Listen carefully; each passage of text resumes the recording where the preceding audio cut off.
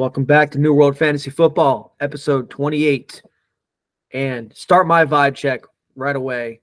I got to say, Daniel Jones, salute to you, sir. I'm gonna throw you out in the boat, draw that fiery arrow, sling it into that boat, man, because Viking funeral for you. You tried your hardest. It was never meant to be here. It's not officially over, but the divorce papers are being written up basically. It's effectively over. So vibe check. Rough week. My main league, our main league. My team's just garbage. I'm dead in the water. I left the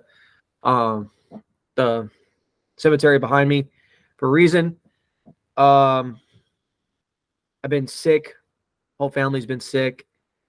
Rough times, but we're gonna get through it. So it's really it for me, man. How about you, Paul?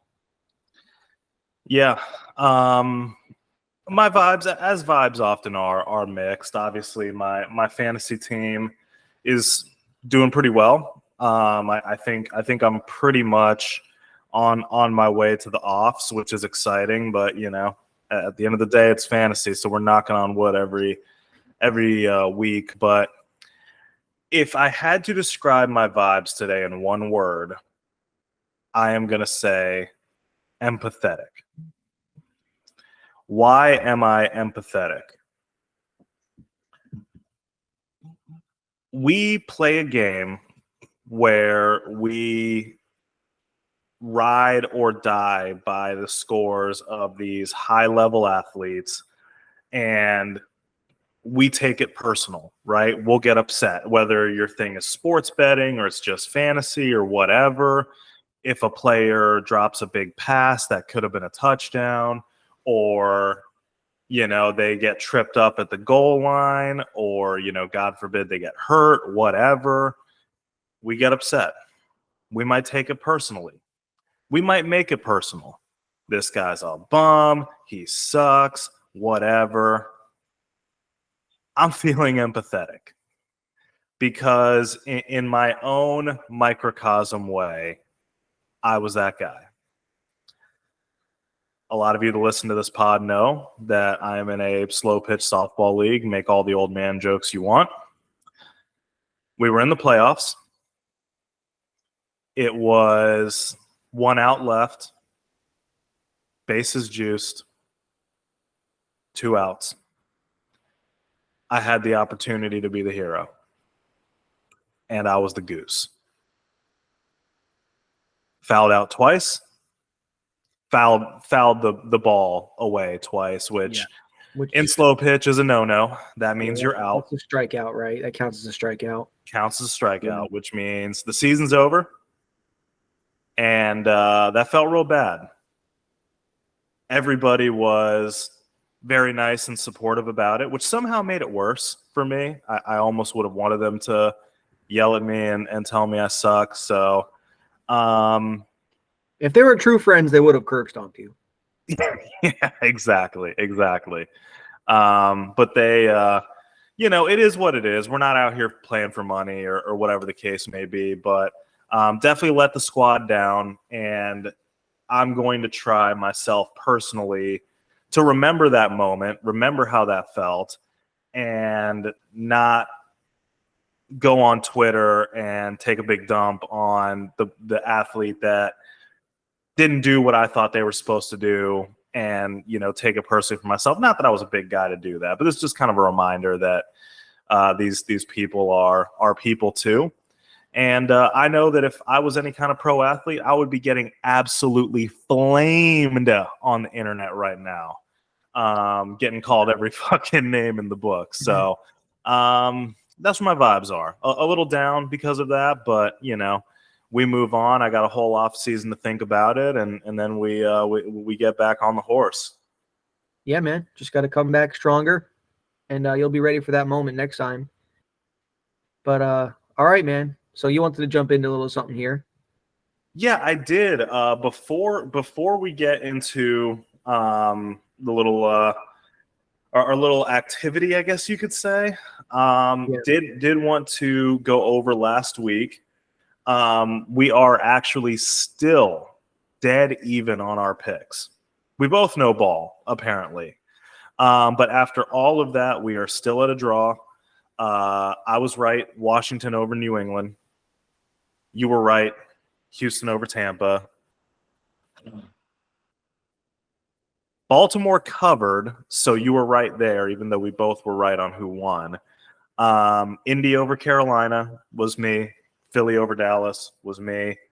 And Vegas over Giants. Hilariously, I was on the other side of that. So we went to a draw, and we're still at a draw. So hopefully somebody can get some separation. Yeah, we'll see on these picks here. But I did want to give myself a little bit of a victory lap, Andrew, if you will indulge me. I had the first ever guarantee sweep. Damn, well in done. Our pod's history. That is high praise. That's difficult to do. So well done, well done. Guarantee sweep. We got the Dr. Schultz. Yeah. In Tampa Bay, obviously they can't cover the middle of the field. Olave finally got a touchdown, and AJ got one. So feeling pretty good about that. The guaranteeing tuds is hard to do, so I'm psyched. We'll have to put like a little medal by your name, you know. Yeah, exactly. Like if it was college football, you know, like the Buckeyes, like they get like the exactly. I get a little one of those one. like marijuana looking leaves, whatever you call those, like a gold pendant and like a G. Yeah. You know? Just give me the guarantee chain. Like they have the turnover chain. Give me the guarantee chain. Yeah. But you deserve honorable mention too, because holy shit, you called Deontay Johnson's first touchdown in. Has it almost been like 2 years? It was something weird. It was like the middle of the year before. Yeah, it's like a year and a half or something crazy. It was a long time. It's a long time. Long time. But. Sick call, bro. Well, I digress. I think we've spent enough time, jerking each other here. I know we were talking offline, Andrew, about something that you were pretty annoyed about. These rampant roughing the passer penalties. Yeah. How you feeling about that? You know, I feel like I'm becoming like the Vic DiBitetto of this podcast. Or if you don't know who that is, he's a comedian. He's a Giants fan. He reminds me a lot of my dad. He's like a Italian New Yorker who's like, I want to say he's probably in his 60s, but he has a series on YouTube called Ticked Off Vic, and he just talks about stuff that ticks him off.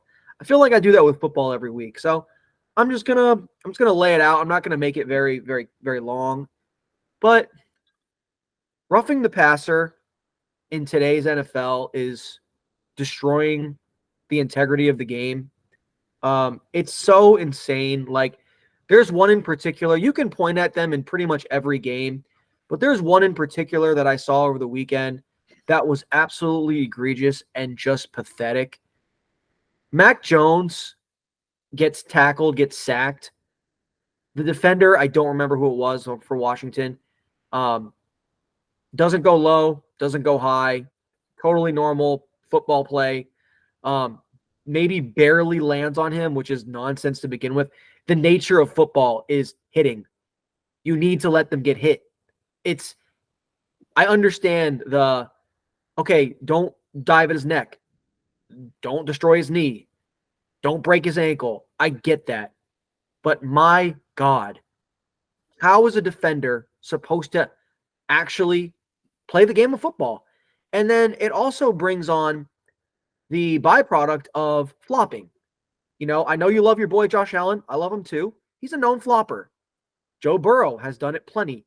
And a lot of other quarterbacks are going to be taking this on as a sport in itself, of learning how to flop the right way, because they get a free set of downs, and they get 15 yards. It's like, I know the NFL wants to move towards the offense putting up points, but it's just really frustrating. Like, I'm not rooting for Washington. Of course not. I'm a Giants fan. But to see that, I want the integrity of the game to stay intact. So that's really it. Yeah, and I agree with you. It's a concerning trend too, because some of these it's so subjective, the roughing the passer call. That's the problem. Like if they're like you hear the announcers talk about it all the time, like, oh, like, well, maybe the body weight got on there. I'm not sure what I'm looking at. Like, was it too hard of a hit? Whatever the case may be, there just isn't a set standard that is enforceable other than just the pure optics of how bad the hit looks. Right. But I don't think there's anything that can change or anything that is going to get better from it, because we've seen this. You and I kind of both have talked about this before, but it's the known fact of the NFL. Obviously, it's an organization that's designed to draw in fans, make money. There are way more important individual players that are in danger and get hurt in the NFL all the time. Running backs get hurt all the time. Defensive players get hurt all the time. O-linemen get hurt all the time. The NFL does not care. The only time they ever lose money and ever lose viewers is when quarterbacks get hurt. Because when quarterbacks get hurt, it nerfs the offense, it nerfs the scoring, which takes away eyeballs from the screen and betting from the platforms. And that's why. That's why it's like that. I agree. It's just, it's tough to play defense today. Yeah, it's ridiculous because you do what you're supposed to do. Yeah. Get to the quarterback, kill the drive. Oh no, now it's a first down with great field position. And the thing is too, if it has to be questioned, then the flag shouldn't have been thrown. Yeah. It needs to be obvious. And then at the same time, a lot of these safeties and corners, like, they just hit a guy hard to jar a ball out. Nothing egregious there. And they're getting unnecessary roughness. It's like, let them, defense has to be allowed to play. It's really frustrating to see that. And it's a wonder why there are teams it's amazing that there are teams like the Giants that can't even get over 12 points a game. It's like, dude, just go out there and be a clown show. Throw the ball deep, underthrow it, fall over, flop every time a defender gets near you. Like, the refs are going to give you the whole friggin' field. Might as well try anything at this point. Anyways, I'm not turning this into a Giants thing. I feel like I say that every week. But anyways, that's all I wanted to say. Yep. Let's get into roughing your little game here. For sure, man. Roughing the passer is roughing your nerves, and I definitely feel you on that. I did want to play a quick game before we got into previewing this week, because there's some tough bye weeks in this week and some tough over-unders, so I thought we'd have a little fun before going into these matchups. We're 90s babies. Many of you that are listening are also 90s babies, and the reality is Puka-mon's been around so long, you don't have to be a 90s baby to know what this is, but when the TV show was big, they always did this bit in the middle before they go to commercial where they're like, who's that Puka-mon? I have my own version of that with some silhouetted fantasy players, where I am going to have Andrew guess the fantasy player based on some random stats. I'm ready. See how many he gets. And I'm calling the segment, Who's That Puka-mon?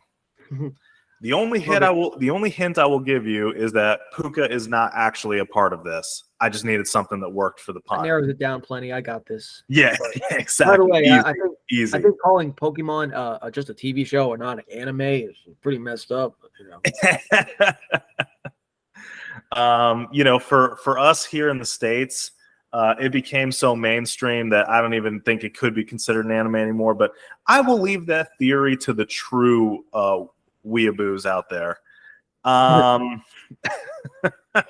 Let's get into this before further ado. Let's do it. Andrew, I'm ready. I average less than 55% of snaps, but I'm still top 5 in rushing. Who am I? Ooh, okay. Let's see. So it's got to be a guy pretty much splitting the carries. Top 5 in rushing. Who's been having a really good season that's also a split backfield kind of guy? Oh man, 55% of snaps. You're allowed to ask one qualifying question on these that I can answer. Okay. So does the question of where do we draw the line? Like I can't say like what division. Is that too No, more like you can ask another stats qualifier. okay. All right, so 55% of snaps, top 5 rushing. Yep.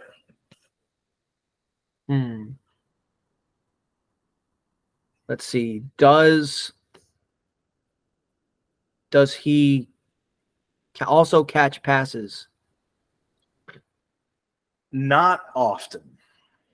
Not often. Okay. So this is tough.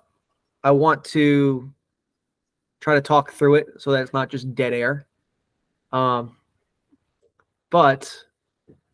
okay.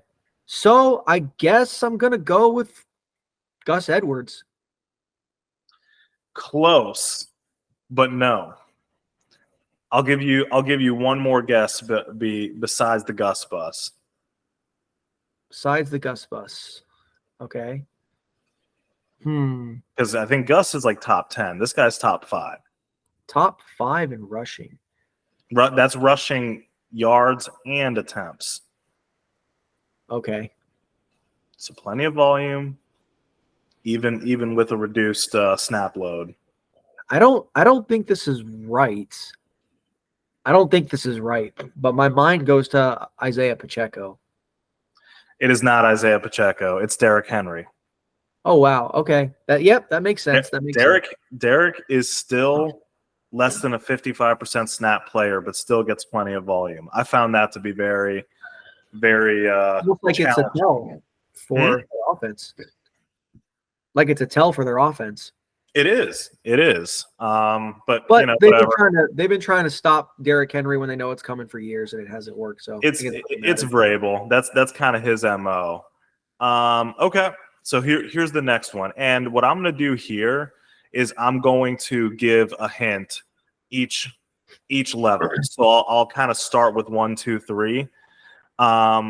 This is a quarterback. Who am I? So this quarterback has the same QB1 finishes, or has as many QB1 finishes as Patty Mahomes and Tua. And he also has more rushing yards than Jalen Hurts. And I will give you one more bonus hint. If you recall from my episode of Top 12 Quarterbacks, this quarterback was not on the preseason Top 12 radar. Okay. I've got my guess. I'm just going to say it. Sam Howell. That is a great guess, but not actually who it is. Sam Howell has just as many QB1 finishes, but not the rushing yards.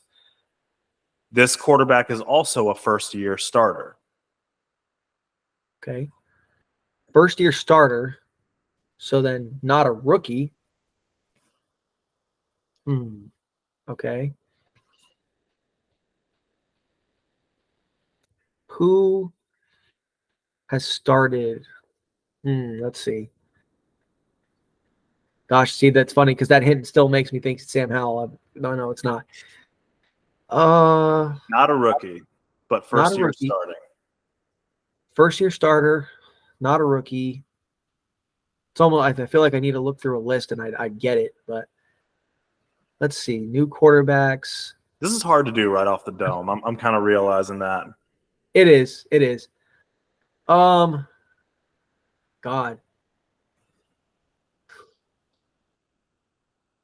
I'm trying to go through all the teams and think of which quarterback's actually healthy.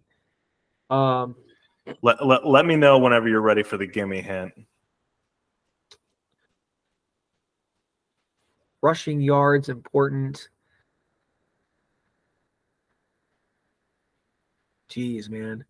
Why don't you just give me the hint because I don't want to take up too much more time. He's started for 2 teams this year. Oh God, Josh Dobbs. Josh freaking Dobbs. As many QB1 finishes as Patty and Tua, and more rushing yards than Hurts. Yeah. This is exactly the reasons why. Early QB this year was a lie. It was a fad. It was a facade. Don't ever fucking do it again. I don't care what any It worked out for some of us. It worked out for the Allen and Hurts people, but it's not enough to make it worth it. There's always going to be a few people that take early QB, and that I understand that, but it's just you can find them. It's can not be the had strat. on the waiver wires. The CJ Strouds of the world are it's out just there. not the strat. And with so many rookies coming in this upcoming year, regardless of what team they end up with on. Yeah. Anyways, all right, next. All right. This player is 49th among tight ends in total snaps, 29th in total targets, 35th in receiving yardage, but top 6 in points. Who is he?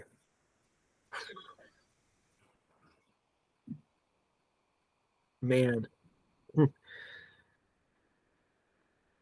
Top 6 in points scored? Top 6 in points scored for tight ends, but 49th in snaps, 29th in targets, 35th in receiving yardage. Jonnu Smith? Nope. Okay. Who could be that low in receiving and still be top 6 in points? Trying to think of like the is it Taysom Hill? It's Taysom Hill. Your favorite. My guy. I used to hate him. Now I love him. It's funny how that works. All right, so I got one bonus one that might be easy or might be hard. I couldn't tell when I was cooking it up. Andrew, this is a backup running back who somehow is still today sitting at top 5 in half PPR fantasy points. Who are they? A backup running back. Top 5 all fantasy points? Top 5 for running backs in fantasy points. Yeah. Okay. Top 5 for running backs. Who's a backup? But is it a backup that's been starting because of injury, or is he just a backup? Okay. He is a backup now. He is a backup now. Oh. Well, you said he's top 5 though in points.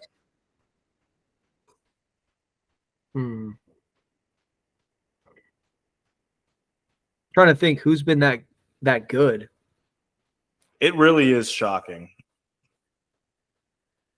Think of players that had like big weeks. Oh, is it? I feel like it's one of the Miami backs. Is it Devon A-Chain? That is a great guess because that player is still in the top 10, but not the top 5.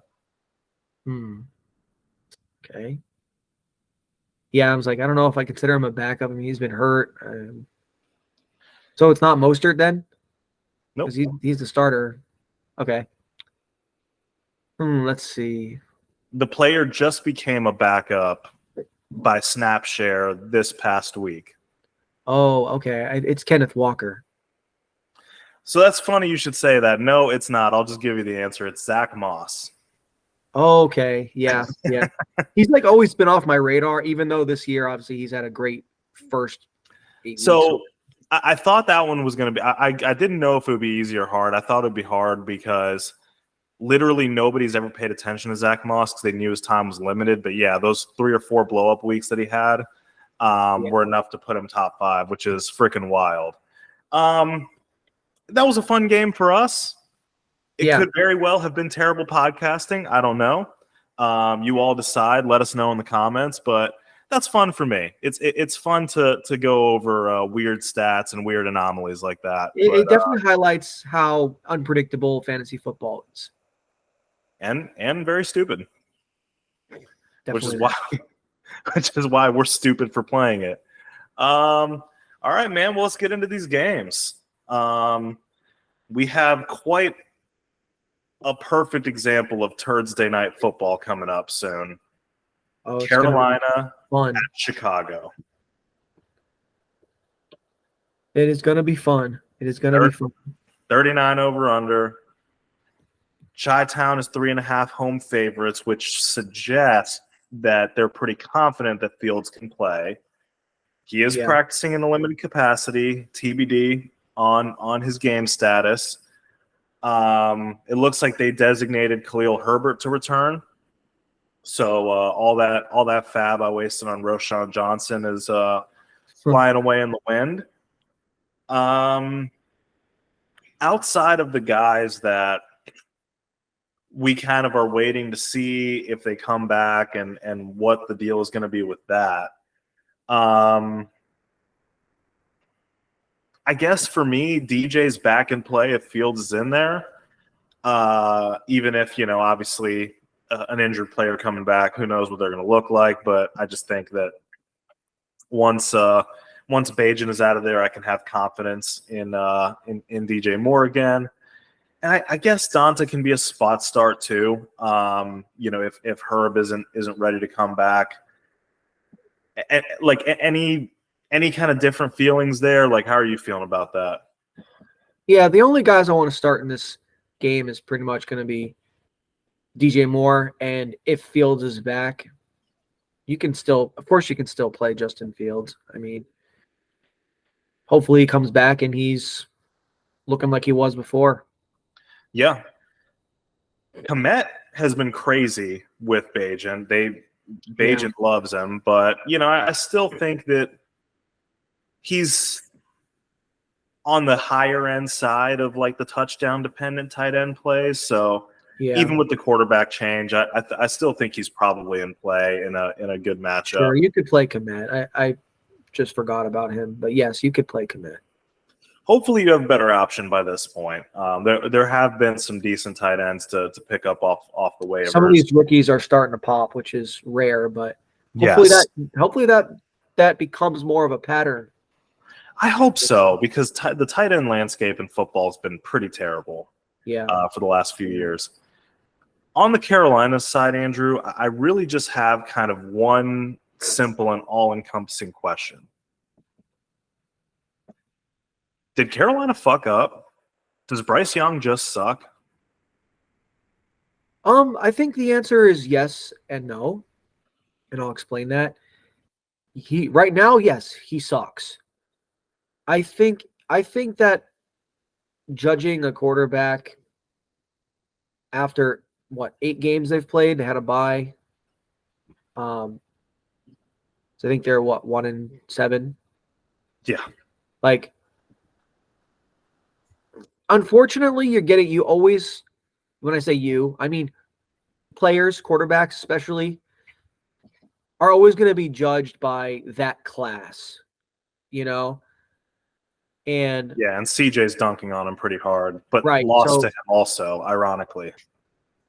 That's funny. Like, the one game that Bryce Young wins is against CJ Stroud led team, but obviously CJ looks amazing compared to Bryce Young.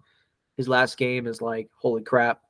GameStop stock just because wow. But your question, did they fudge up? Yes. CJ seems to be just more composed.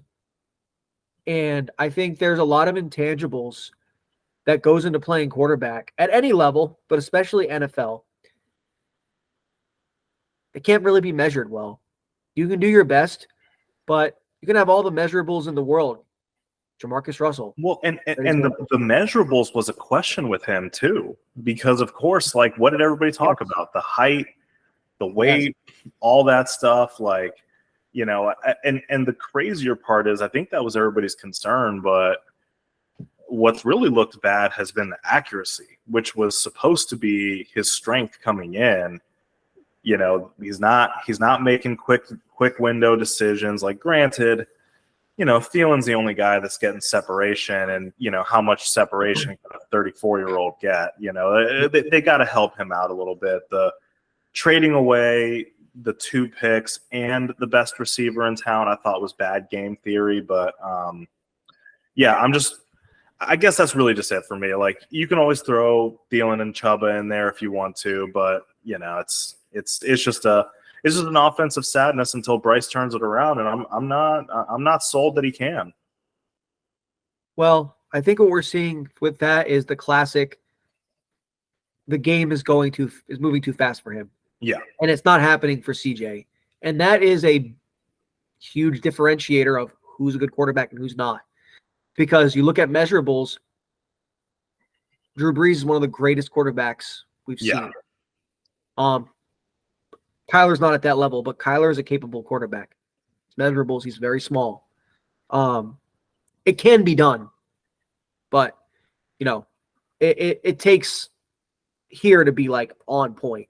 So right, and that's the crazy thing. And side note, I want them to throw away and burn that stupid cognition test, because if that's the way that they determine processing speed, that has to be the worst test of all time, because Bryce aced it, CJ bombed it, and the reality of what they're seeing on a football field seems to be like the exact polar opposite of it. So I think the NFL fudged up on that too.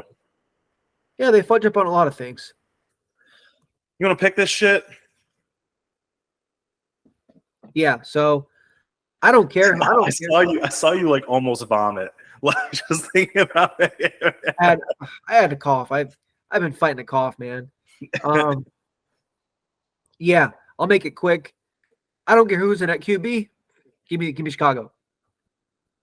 Yeah, I'm the same way. Assuming that Fields is in. If Fields is not in, I guess maybe I would lean more to Carolina, but like, I think Fields is going to play, so I definitely am leaning Chicago. But either way, they're going to win regardless, because they still own Carolina's pick, right, and their own. So it's kind of a win-win for good game for if you're a Chi-Town Giants fans. fan for a draft pick reasons. Next game, Indy at New England. Pick'em game, 43.5 over under. JT's all the way back. We love to see it. RIP to Zach Moss, top 5 running back. The little bit I was doing earlier. Downs is down with a knee right now. I don't have a lot of confidence he's going to play. TBD on that, since we haven't seen a practice report. It's Tuesday today. I guess the only question I had, Andrew, is if Downs goes down, would Alec Pierce be like a sneaky, nasty start, or are you just seeing the targets just get redistributed everywhere? From what I've seen of the Colts, he's kind of like very similar to Quentin Johnston, where he's out there all the time. He's a cardio guy. But if you're super desperate, of course, you can throw in a guy who's on the field all the time and hope for the best. Like, yeah, he's capable of catching a bomb and scoring a touchdown for you, and, good luck. But I would be avoiding that as much as possible. From an Indy fan perspective, Isaiah McKenzie would be the most natural replacement in that role to Downs, but Isaiah McKenzie is not very good. So I would just stay away. That was the only question I really had. Indy's pretty linear in terms of like their fantasy output, but start JT with confidence. He's like, I had to, like, when I was watching the game, I had to wipe my glasses and do that thing where I was like, there you are. he's starting to look like his old self. Yeah, for sure. Which is nice to see. Last season was pretty rough for him. Yeah. So let's New see. England Okay, side, New England side, it's pretty much it's Ramondre. Ramondre and GTFO. Yeah, I mean, desperation start, upside start if you want is still Demario Douglas, but that doesn't come with any real excitement.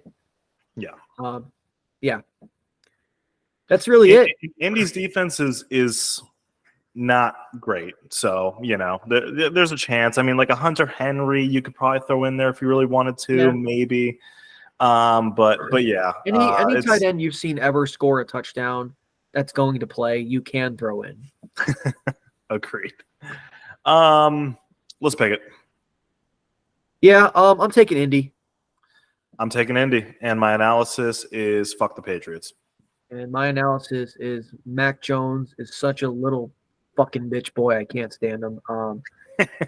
So, yeah, screw that guy. Screw the Patriots. I'm glad we're not friends with any Patriots fans. Like, I don't have to feel bad about slamming them. It actually feels good. Like, I'm not even a Patriots hater. I just don't like Mac Jones. When your high school bully, you pull up to the local gas station and they were the big shit in high school and they pushed you and your friends around, but now you see them wiping windows at the local Chevron. That feels good. This feels good to see the Patriots down. It feels good to me. Yeah, especially being an Indy fan and all those playoff losses to Timmy Brady. Suck it. Yeah. So all right, we got Indy in this game. Let's go. Houston at Cincinnati. Home faves for Cincy, as expected. 6.5. So they're giving Houston some respect here. They deserve this. With a 48 over under. And yes, you're right. Houston has earned some damn respect. CJ mother slapping Stroud. Holy shit. Yeah. I'm upset, obviously, because of what happened to the Tampa Bay Bucks, but I'm sitting there with my buddy who's a Bucks fan too. We're watching it, and it was like part of it was like very disheartening, but I was like, shit. That was a hell of a throw though. It was good. The kid is good. That was a freaking like Tom Brady, Peyton Manning type of like less than 2-minute drill. Just all right, all of my powers right now. Yeah, wow, that was the game of the week. Instant classic. Awesome. He's not afraid. He's not a normal rookie. Like, I obviously looking back at the decision that Bowles made to leave that much time on the clock after scoring, like you can look back and be like, oh, why the hell did you do that? Blah, blah, blah. But any other rookie, you say whatever. You're not going down the field in less than a minute and slicing us for a touchdown. But that is quite exactly what he fucking did. I can't blame a coach for a 5-touchdown pass performance against the defense. I mean, listen, the kid was cooking, is what it is. Yeah, you know who I can blame though? Carlton Davis. But yeah, that's fair. That's a side note. So then in this game, I have a question. Now, yes, he was CJ Stroud was handing out touchdowns like Oprah hands out cars. Oh yeah. So everybody got it except the running backs. Now the question, and I think this is something that's going to be a bit of an overreaction in the fantasy community, is everyone's going to rush to put all of their Houston, besides their running backs, into their lineups. And that was a special day where pretty much everybody got to eat. Like, Nico got a touchdown. Since he's been a tough defense. Yeah. Tank Dell got 2. Noah Brown got 1. Schultz got, 1 or 2? Schultz got 1 touchdown. Yeah, he got 1. But he got yardage too. He got good yardage. Oh, and side note, I know this has nothing to do with anything, but I lost a matchup because I started the Houston stack against Carolina. It was sadness. And then I sat them against Tampa Bay. Well, there you go. Say it every week. Fantasy's fun. Anybody from this game feel like they've become a must start because of that game? Yeah. Well, actually, to me, to be honest with you, I think there's two must starts. Noah Brown is blah. Noah Brown, he's he got in on the fun, but I don't really buy him. I think both the receivers can be must starts. Like obviously in this matchup, you probably temper expectations. You don't think that they're both going to have good days, but Nico and Tank have both individually proven that they can have big performances and multiple big performances. So I like them both. I think Tank has the propensity to have more big plays. I think Nico is more of a threat in the red zone. And honestly, I'm done. I'm just done waiting and seeing on CJ Stroud. I'm probably late to the party, but damn it, I'm here now. I'm in. I think halfway through a rookie season is plenty of time. 5 touchdowns was the coming out party. I would have loved to be in before that. I don't think you're late. It's like the party started at 9 and you showed up at like 9:25. Like you're good. But I'm here, and I'm already doing a keg stand because this kid's awesome. You're catching up now. You're catching up. Yeah. He's the real deal, and he gave all his all credit to his Lord and Savior Jesus Christ, as any good football player should, and pretty awesome. So yeah, I and of course I think now going forward too, just start Dalton Schultz. Don't think twice about it. Yeah. I mean, again, like this is the opposite of what we thought Houston was going to be. A good offense, which we didn't think they would be, and a super pass happy offense. Yeah. So yeah, I mean, I'm down. I'm down for all their pass catchers and not their running backs. Cincy, on the other hand, very straightforward. They back for real. You know who to start. Yeah, it's pretty easy. Jamar, he tweaked his back again. He's day to day. I don't think he misses, but just something to watch for him. I definitely think that Joe Mixon is a smash start in this matchup. But yeah, since he's easy to talk about, like who's in. T I think is back. Obviously, any wide receiver too can have a bad game. It can, they just can. That's just the reality of having a 2 and not a 1. But he's as good of a 2 play as anybody. So I'm good with all of it. Are you ready to pick this one? Yeah, I'll just pick it. I'm going Cincy.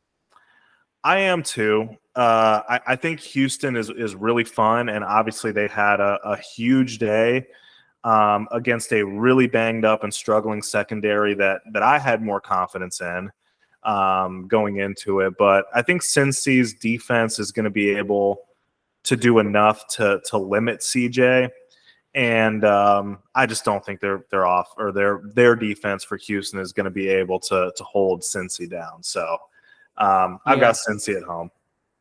Yeah, I guess for what it's worth, maybe we should separate here. 6.5 is a pretty good line. Does Cincy cover for you? I'm gonna say no.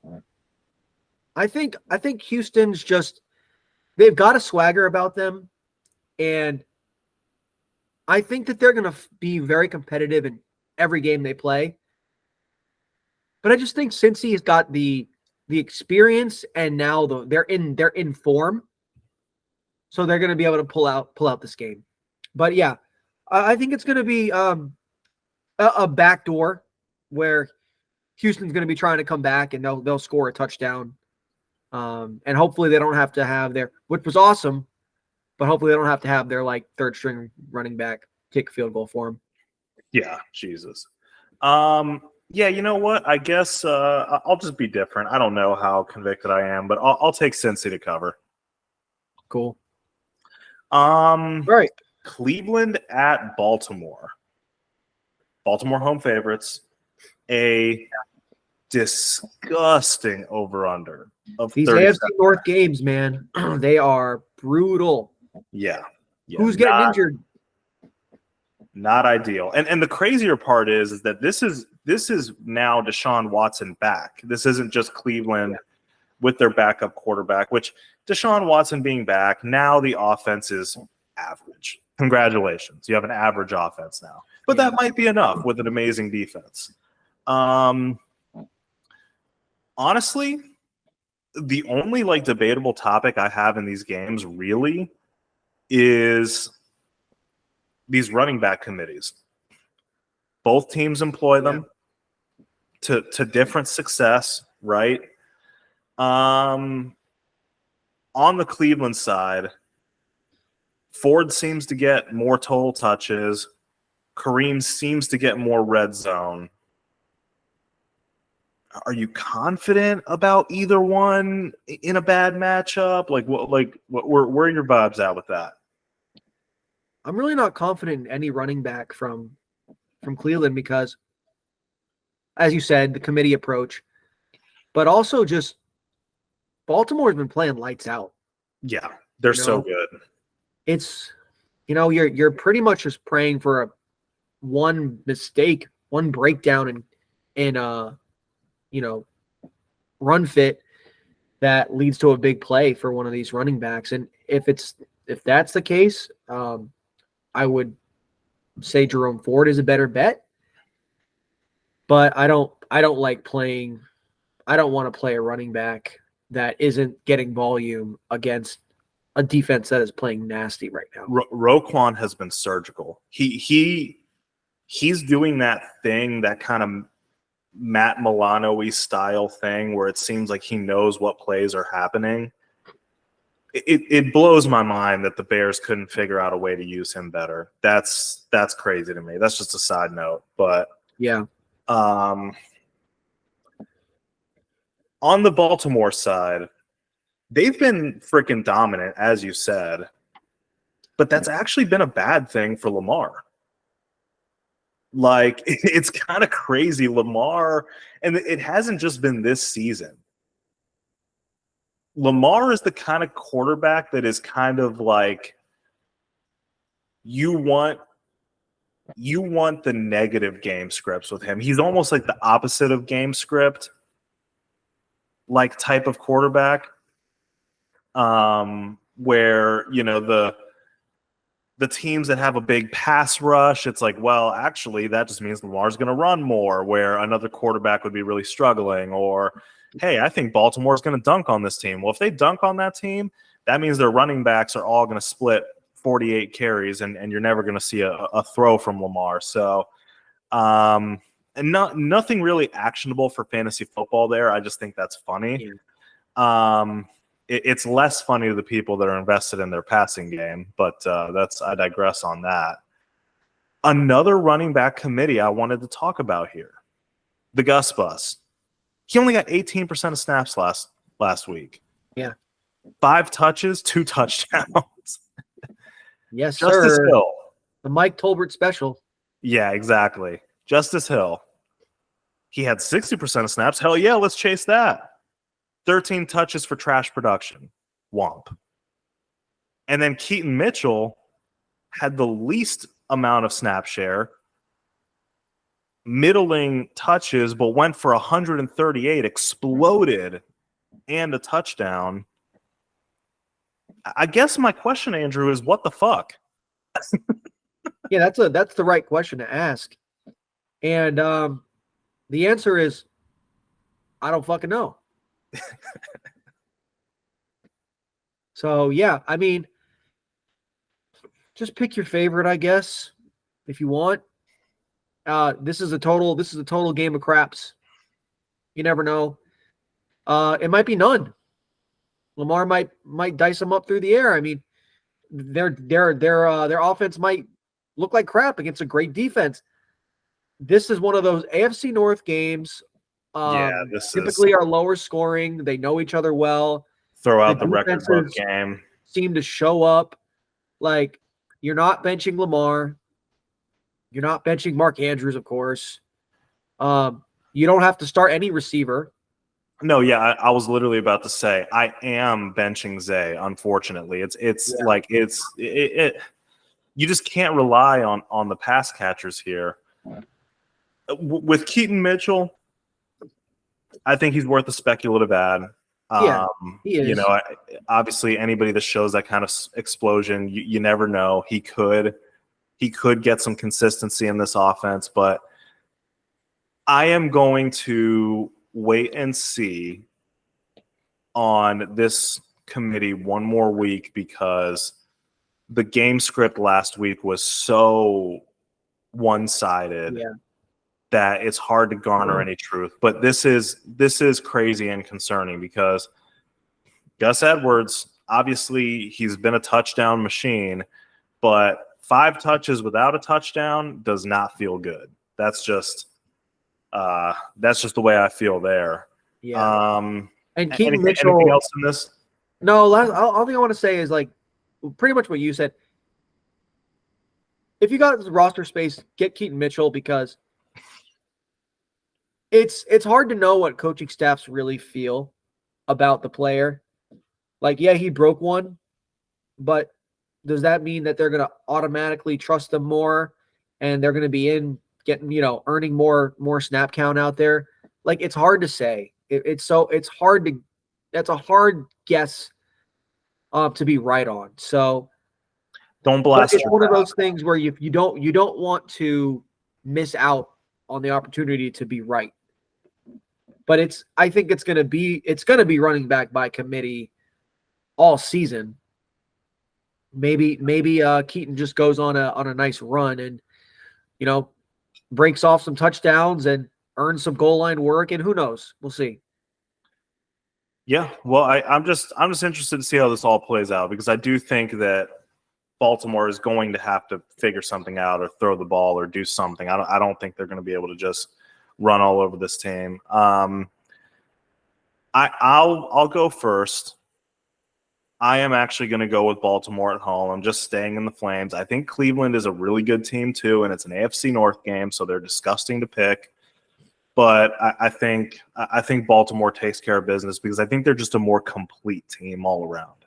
I like that analysis. I am going to take Baltimore, and I am going to take them to beat that spread. Okay. They're just playing too good right now for me. Then I will go with Cleveland to cover. All right. So San Francisco at Jacksonville. Yes, sir. 46.5. Pretty good over-under there. San Francisco, road favorites by 3. So it's an interesting one. Yeah. The Jags, like, I guess depending who you are, they've won like 5 in a row? Yeah, I know that they've won a few in a row. I don't know if they dropped one in the middle there, but they've been hot, man, and they're legitimately a good team. So this line is tough. I mean, obviously they're giving San Fran the road favorite here, but but I think this is a tough game, especially, does San Fran get right off the bye? Debo's back, which is helpful to them.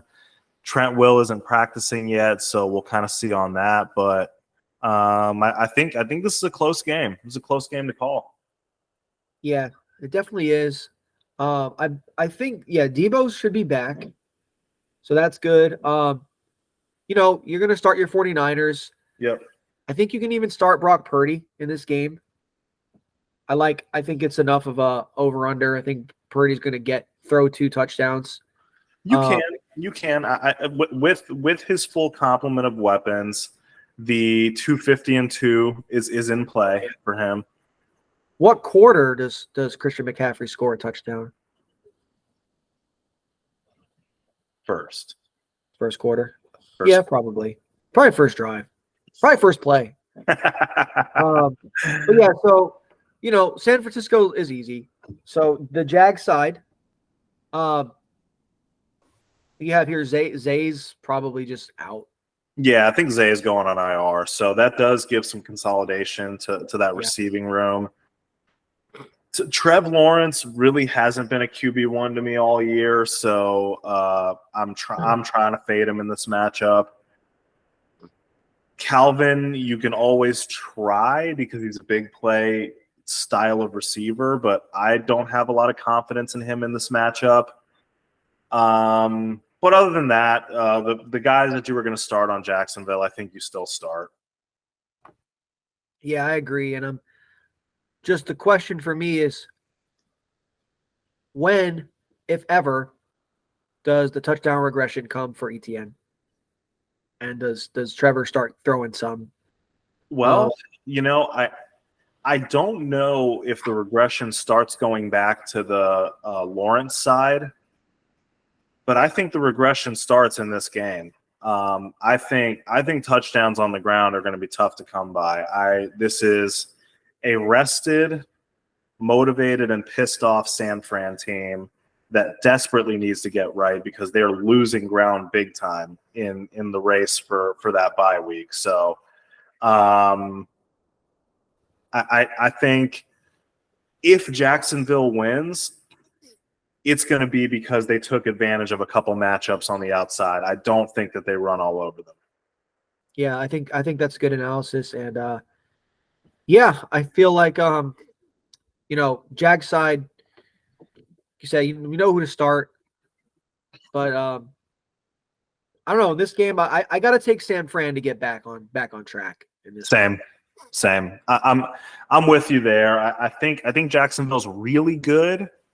I just don't think that they are whoop San Fran good just yet. Yeah, I agree. Well, on to a lamer game. Green Bay at Pitt. Home favorites barely by 3, 38.5 over under. Just how Pittsburgh likes it. Just how they like it. On Green Bay, it's super easy for me. Once again, AJ's the only guy. He got back in the end zone last week. He seems to be back healthy. You can take your shot on Dobbs if you really want to. I don't particularly want to do that. Touchdown scoring Deontay Johnson now on the Pittsburgh side. He's been seeing a ton of volume.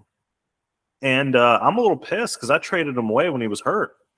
And I don't think that volume really stops. He seems to be the more trusted receiver there. I mean, Pickens has talent. He is capable of big plays. But Deontay just profiles as the better weekly play for me. Yeah, it's the Christian Kirk to Calvin Ridley thing. But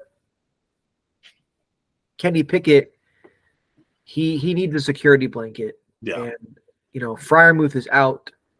And Deontay was always his security blanket anyway, but he kind of had like a backup one, which was Freiermuth, and he's out. It's crazy how their team and their offense has actually – I didn't realize how much they missed Deontay.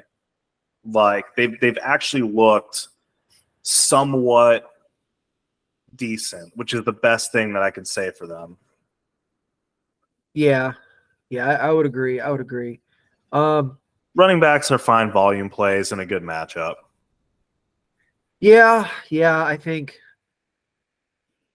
personal experience, I have Warren in a league, and I haven't started him because I just have more consistent options, but I'm always tempted to put him in. So Green Bay, Pittsburgh, we've basically said what we needed to say. Yeah. Pickett. No pun intended. I'm going to pick it with Pickett. It's going to be Pittsburgh again. They're going to slop their shitty way into the playoffs. I don't think they're a good team, but I think Green Bay is worse. Well, maybe they're the Giants of this year. But regardless, Green Bay just they won a game because they got to play against one of the fattest turnburger quarterbacks that is playing right now. And unfortunately, there's a lot of those. So bad. All these quarterback injuries, man. It makes the NFL rough. Only sick fantasy football degenerates like us watch those games, and we do watch it. Yeah, thank God for Red Zone. But yeah, I mean, I gotta go with Pittsburgh, man. They keep getting these good draws, and I just don't think that Jordan Love is just not putting it together right now. Pressure coming his way, I think, is going to really lead to some turnovers, and Pittsburgh's going to be able to, like you said, slop it together and, win a close one. Tomlin is not going to let them drop this one at home. It just won't happen. Yeah. New Orleans at Minnesota. Road favorites. On the New Orleans side, I guess I don't really have much analysis except for to say that, like we said earlier, the Tay cheat code Hill is back. Yeah. The Tay awesome Hill, whatever you want to say. He's not going anywhere. This isn't like a bit. That is the best part of their offense. And it does kind of nerf a little bit of what Kamara is able to do in terms of getting goal line work. But ultimately, it doesn't really change anything because his fantasy value is all receptions anyway. Did you have anything on the NOLA side, or do you want to hop over to Minnesota? Do you think Salisbury Hill is a good nickname for him? Salisbury Hill. Do you understand the reference at all? Like, where does that nickname come from then? You don't understand the reference at all? I don't think so. It's a classic rock song, Salisbury Hill. Eking Boomer. I cannot believe that we're the same age, bro. It's a great song. It's a great song, man. But anyways, so I'm going to say the answer to that is no. Okay. Yeah. Minnesota. Stop doubting Dobbs. And here's, I want to make a point here because I'm really smart and I get to make points. I think QB record is such a shit stat. I don't think it's fair because a lot of other players were involved in the outcome of a game. Oh, yeah. Yet there's always like, well, this guy's record is this. This guy's record is this. Like, I'll say that about Justin Herbert. Like, go look up his win-loss record. It's not that impressive for somebody that gets, his knob slobbed on all the time. Yeah. And like he's a good quarterback. He is a talented quarterback. Like Kenny Pickett has a decent record, but he's garbage. He's not good. So yeah, I completely agree with that. I think football discourse can be some of the stupidest sports discourse out there because the quarterback position is incredibly important. We both know that. That is true. That, like, obviously, look at the Jets, right? Their team is really limited in terms of what they can actually do because they just don't have the quarterback play. Yeah. But the win-loss record, and honestly, let's call it what it is, sometimes the Super Bowls that a quarterback has or doesn't have rules the narrative on his career in a way that it really shouldn't. Once our generation is old, we are the last generation that knows anything about Dan Marino. Right. No one's going to talk about Dan Marino anymore. And he was the truth. Yeah. He was the truth. Yeah. Dan Marino would do 60 and 6K in today's NFL. Fight me on that. The dude was crazy. Yeah, one of the most pure passers of all time, if not the most. Just didn't win the big games. Didn't have the teams. Right. So I think that plays a lot into it. You look at some quarterbacks that do have Super Bowls. Brad Johnson, Trent Dilfer, mm-hmm. A few others that Well, shit. Eli Manning. No, that's nonsense. He put the team on his back on a lot of those playoff runs. But Jeff Hostetler from back in the day for the Giants, like he played well, but my God, like great team around him. So and it's a different NFL too. A lot's changed. I say all that to say, let's not just look at Dobbs' record with the Cardinals as an indictment, because the dude finds a way to deliver, and he has a better set of offensive weapons than he did with the Cardinals. Yeah. So he's maybe he gets a even better set of offensive weapons because they just opened up Justin Jefferson's practice window. Right. So the arguably the best receiver in the game, in my opinion, he is. If you want to argue about maybe AJ Brown at this point, I mean, I'm not going to fight you on it. The dude's been insane. You want to say whatever. This is not the topic. Yeah. All it's that not being said, that Justin Jefferson's coming back, but the practice window opening, and I think Josh Dobbs being competent as a quarterback and giving some life to the offense, I think it keeps the dream alive. Where I think if it was whoever his name is, he's so irrelevant I can never remember his name. Whoever was their quarterback before, I just don't think they would have even bothered with him. And I think the fact that they brought in Josh Dobbs is very telling too. Yeah, so like they had Nick Mullins, and Jaron Hall. Yeah.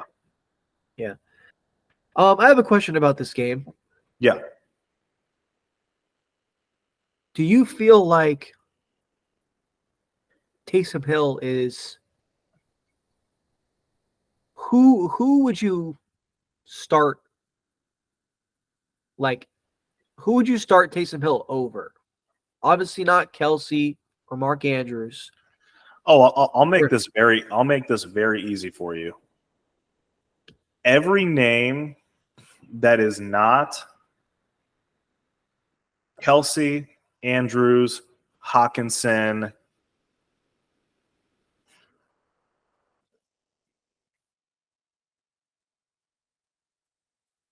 Asking for a friend, Laporta.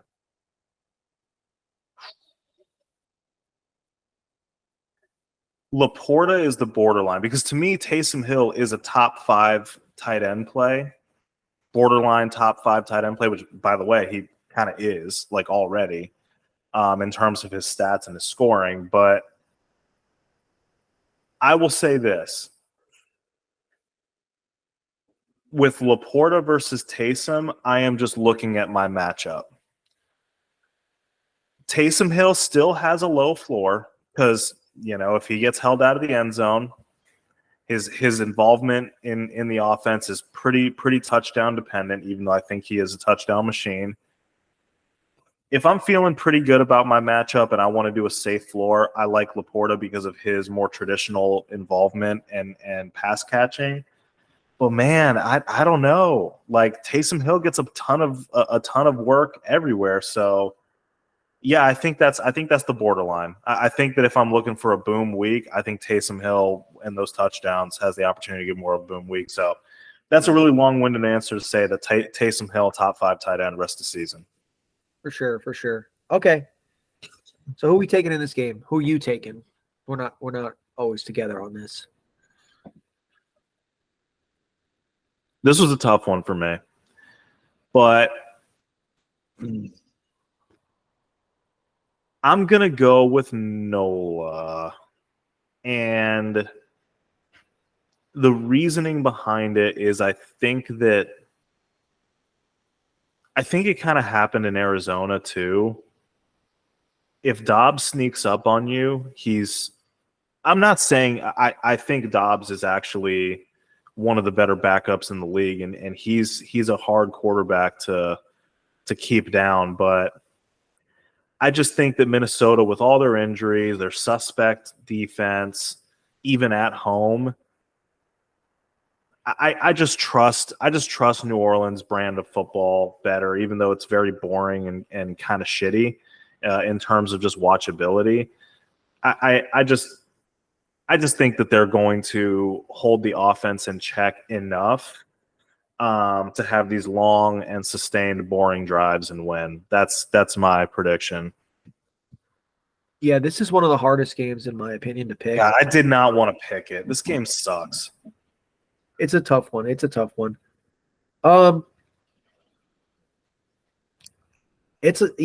don't know, man. Just for the sake of difference, I'm just gonna pick Minnesota, and I'm not even gonna try to give any analysis for it. That's whatever. That's vibes, dude. Like Dobbs is a vibes guy. If those vibes keep rocking, then he'll win. I'm just hoping that the playmakers of Minnesota can do what they do. Side note, obviously Akers is gone officially now, so Alex Matt is back to being his volume play self. Yeah, and like maybe one day he's going to get a rushing touchdown, but perhaps this isn't the matchup for it. This is not the matchup for it.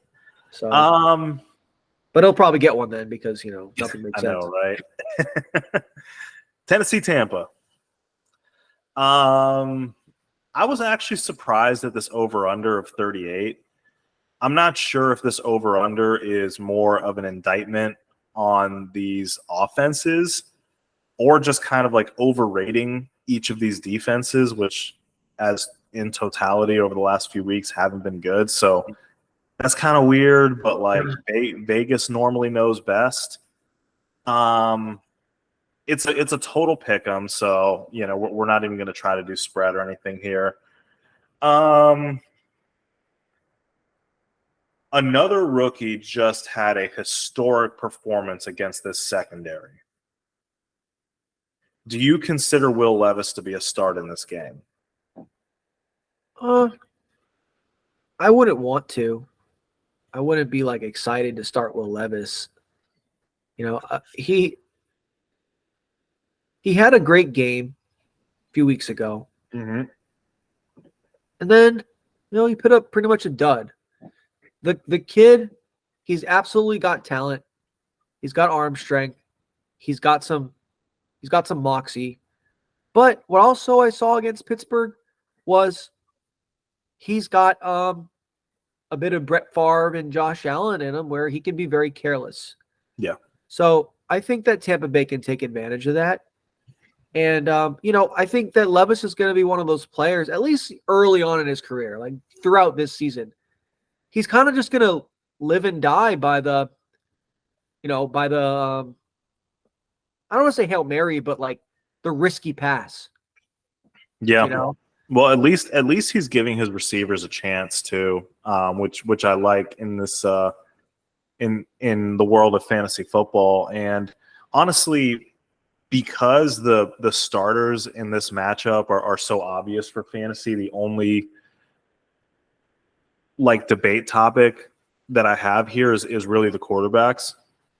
Baker has been pretty mediocre at best in real football, but he's actually had some decent fantasy outputs the last few weeks. Are you looking at him as a strong streamer against the Tennessee pass funnel? Yeah, he's a decent streamer. I think any halfway capable quarterback against Tennessee has proven to be a streamable option for sure. And I would say he's worth a stream if you're in that situation. Everybody else is pretty much obvious on that side. Well, I'm ready to pick this game, and for my mental health and to keep me away from the bridge, so to speak, Tampa. I need them to do it. It's been too long. Yeah, I'm going with Tampa here as well. I think Tampa's going to be able to pull this one off. Well, I thought they were going to pull it off last week too. Yeah, but you're an emotional fan. I'm not in this case. So Detroit at the Chargers. road favorites barely, 48.5. And it looks like Monty's coming back. So just jumping right into it, Andrew.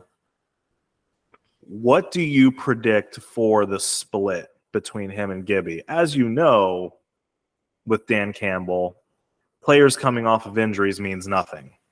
And he has no problem giving them 30 touches.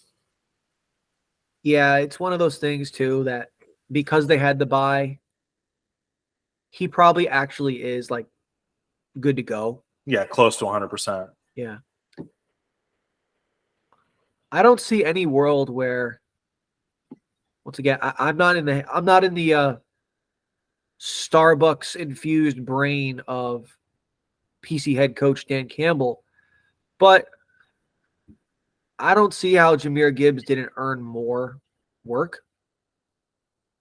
But almost 6 yards of carry. Just saying, I've been banging that table.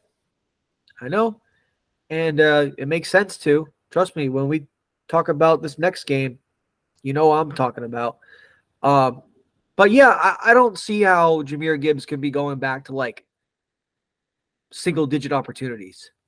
You know, he's got to get like at least 10 carries and like 3 or 4 targets. You know, and a player like Jahmyr, he can have a good day with that. I just think that, unfortunately, you're not going to get many opportunities at goal line work with Montgomery around. Not saying that's right, but that seems to be the way Dan Campbell operates.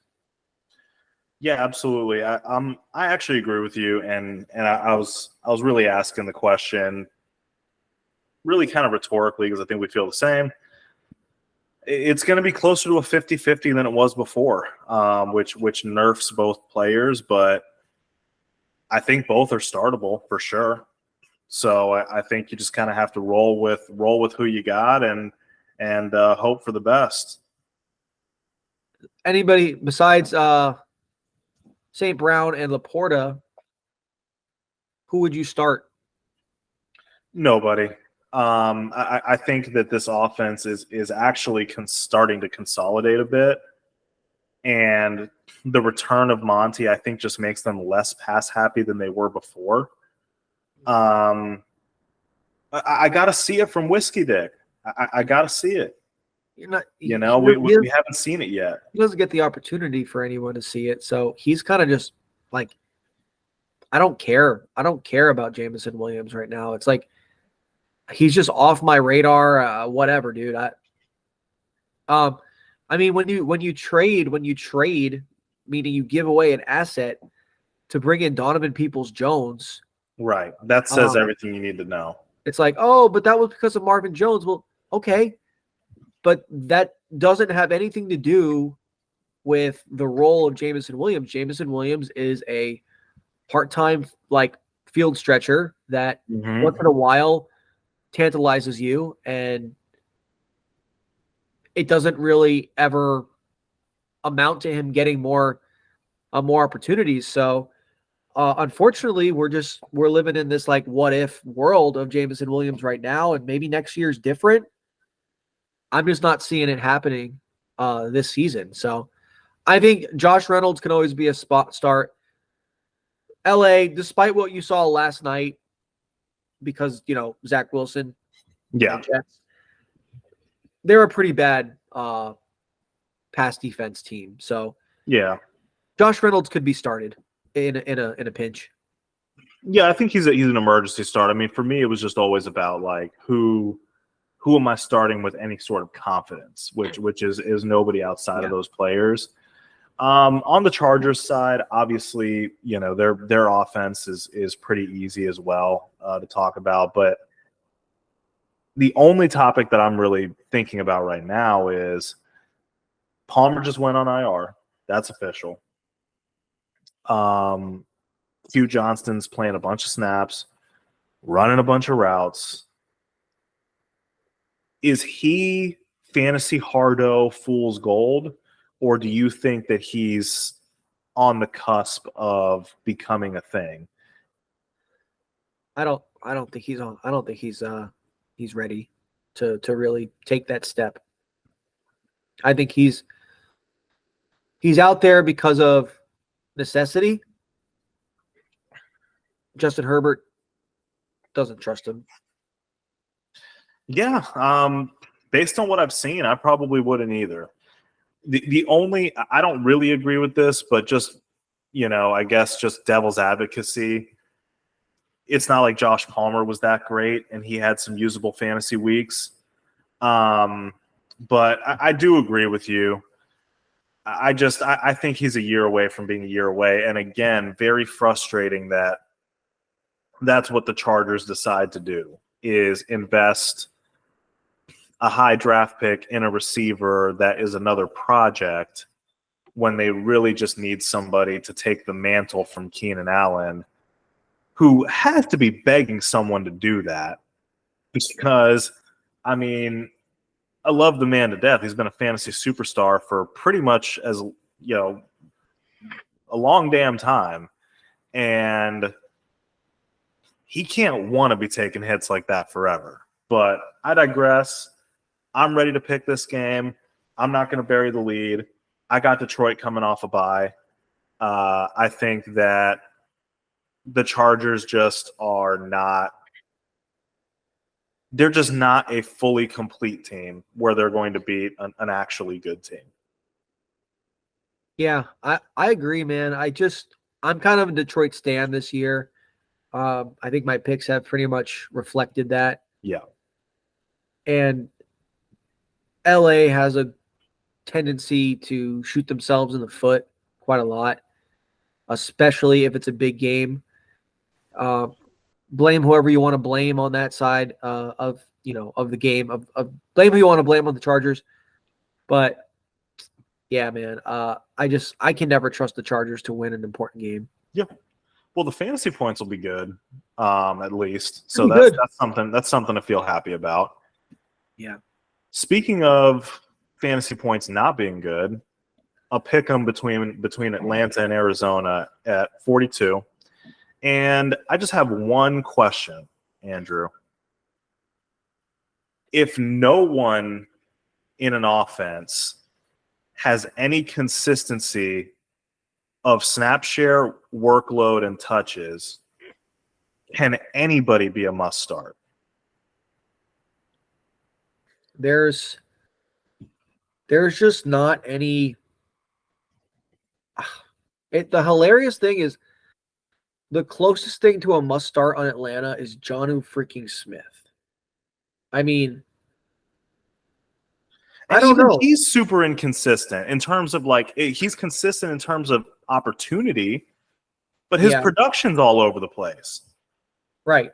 And that's why I can't deem him a must start, but that's why I say he's the closest thing because, I mean, guy gets freaking goal line. He's like, oh, is he like Taysom Hill because he gets goal line carries too? Like, do I have to keep doing this with Arthur Smith? I mean, the whole fantasy community just wants to strangle the guy. It feels personal. I don't know what we ever did to him, but it feels fucking personal.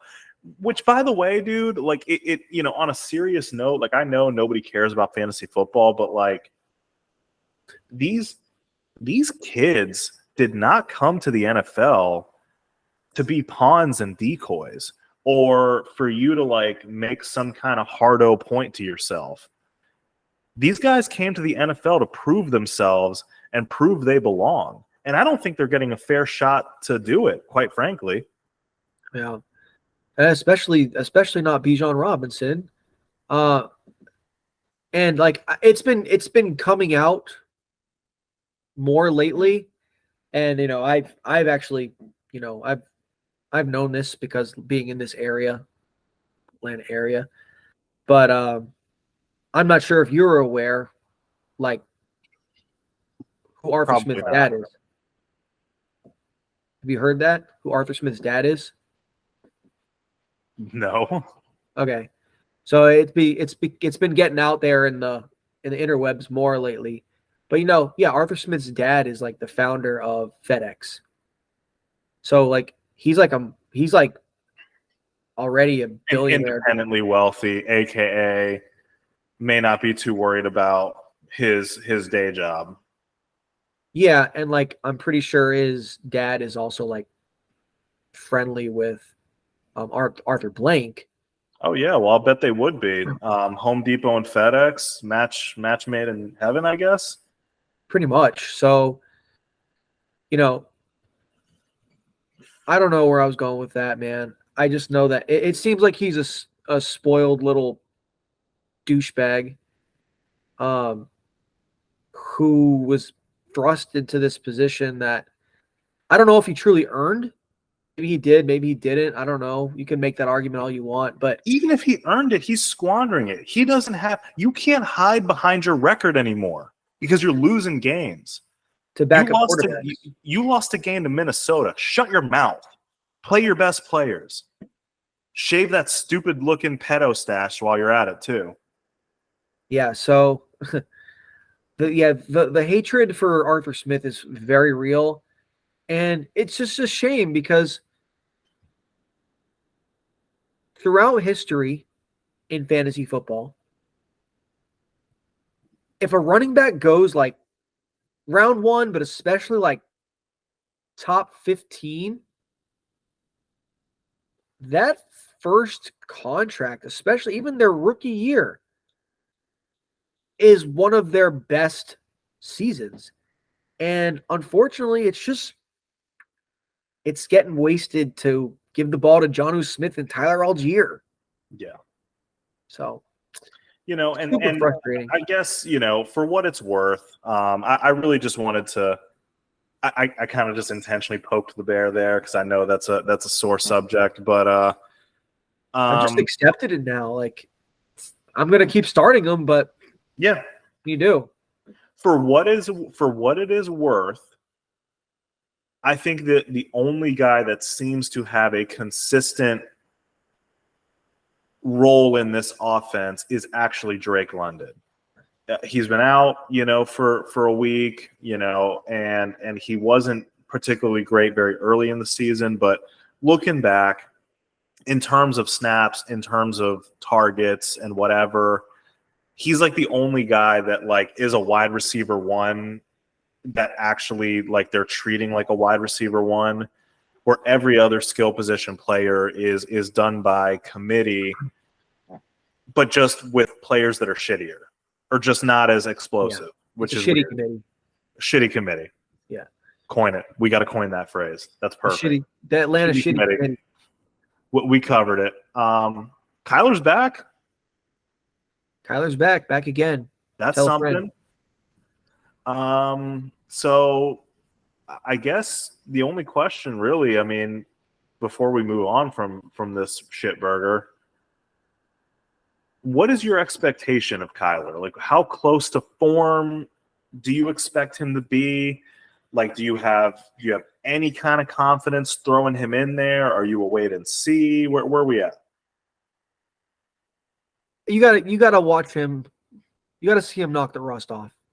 To me, I don't think that a year plus removed from NFL football, jump right back in and you're gonna just be back to your old self. I think it's gonna take him a game or two.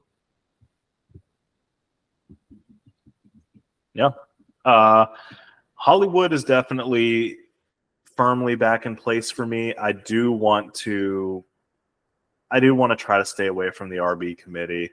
They opened up James Conner's practice window. We don't know exactly, what that means in terms of him coming back just yet. So until that happens, I'm just, the Keontae Ingrams of the world, the DeMarcado I think is banged up. Blah, I'm not into it. Against actually a pretty decent front. That being said, who you got? It's funny that Atlanta's only favored by 1 in this. That's very telling too. Yeah. Faith in Atlanta has really fallen. I'm just screw Arthur Smith. Just give me Arizona for that reason. Could not agree more, and I'll give some analysis to it. I think Atlanta has been floated by some variants of playing in close games and winning by field goals.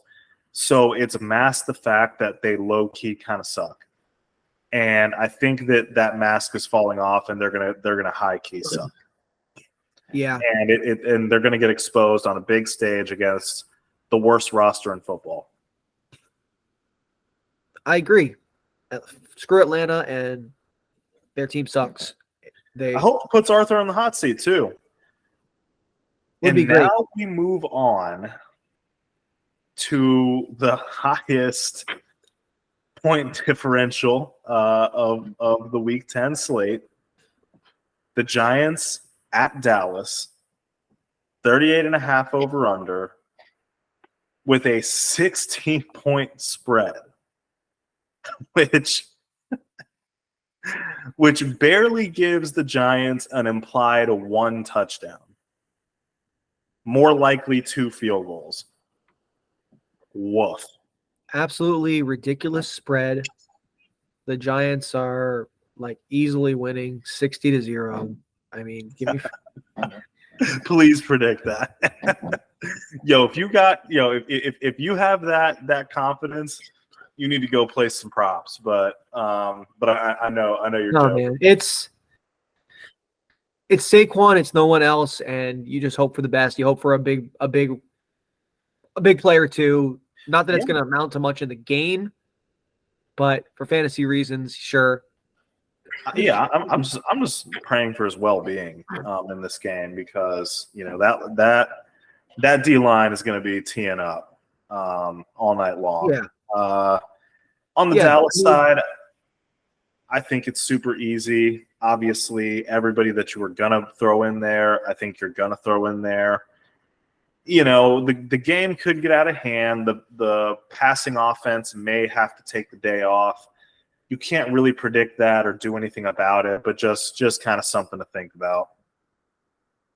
Yeah, I mean, just if you have the Dallas defense, just be super excited.